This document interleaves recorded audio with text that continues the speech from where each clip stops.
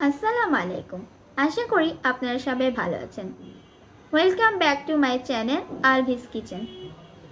আজকে আমি আপনাদের সঙ্গে ইফতারিতে সারাদিনের ক্লান্তি দূর করার জন্য একটা ঠান্ডা ডেজার্ট শেয়ার করছি। সেটি হচ্ছে সাবুদানার ডেজার্ট।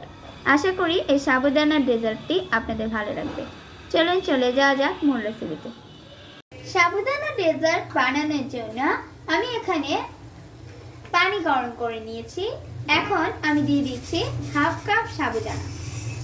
সাবুদানাটা দেওয়ার সাথে সাথে নাড়া দিয়ে নেড়ে নিতে হবে। নাড়ানো বন্ধ করা যাবে না, নাড়া বন্ধ করলেই দলা পেকে যেতে পারে। সাবুদানাগুলোকে 10 থেকে 15 মিনিট ভালো করে সেদ্ধ করে নিন।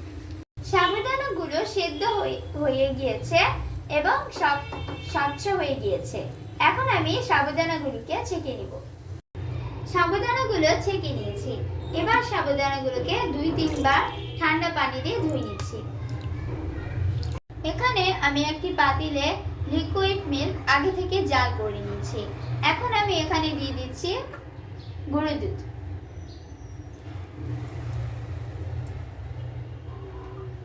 হাফ লিটার দুধের মধ্যে 1 কাপ গুঁড়ো দুধ দিয়েছি।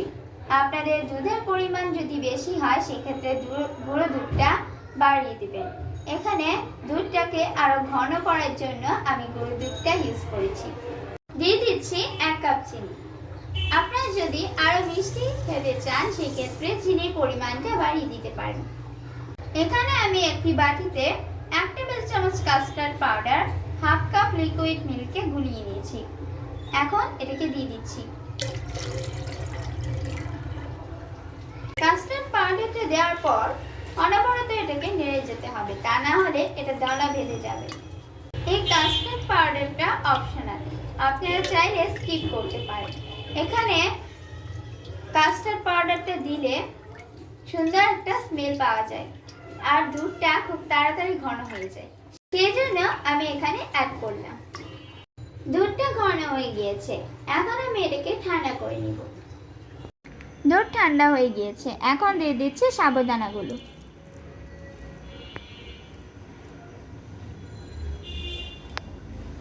সাবুদানাগুলোকে মিশিয়ে নিয়েছি। এবার আমি এটাকে ফ্রিজে রেখে ঠান্ডা করে নেব, কারণ ঠান্ডা ডেজার্ট খেতে খুব ভালো লাগে। ফিরে এলাম 2 ঘন্টা পর। এখন আমি এটাকে অ্যাড করছি আপেল কুচি,